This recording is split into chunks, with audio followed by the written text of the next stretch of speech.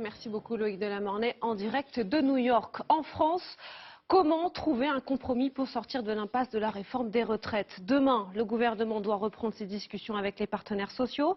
Mais les ministres qui faisaient leur rentrée aussi aujourd'hui se sont montrés enclins à faire un pas dans la négociation autour de l'âge pivot. Les explications Gaël Andols et Jean-Jacques Buty. La rentrée du gouvernement en musique et en ordre de marche. Il faut trouver un compromis sur les retraites et le président de l'Assemblée nationale vient de lancer une piste sérieuse.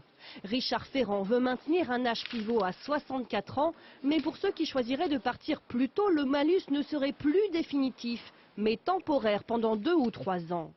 Serait-ce la solution miracle? Certains ministres semblent très optimistes.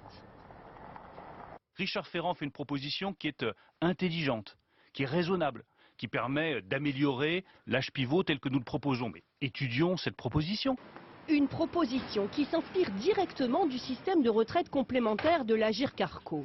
Aujourd'hui, les salariés du privé qui choisissent de partir à 62 ans ont un malus, moins 10% pendant 3 ans.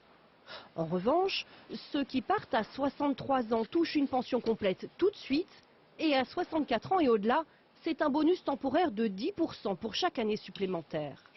Une mesure en application depuis l'année dernière et qui semble faire ses preuves. Des années parce que le contexte financier. On a amélioré finalement les résultats de plus de 200 millions d'euros. Pourquoi ne pas tenir compte de ce bon exemple pour aujourd'hui mettre en place un régime universel et en parallèle à assurer à ce régime un équilibre financier tel que tout le monde le souhaite.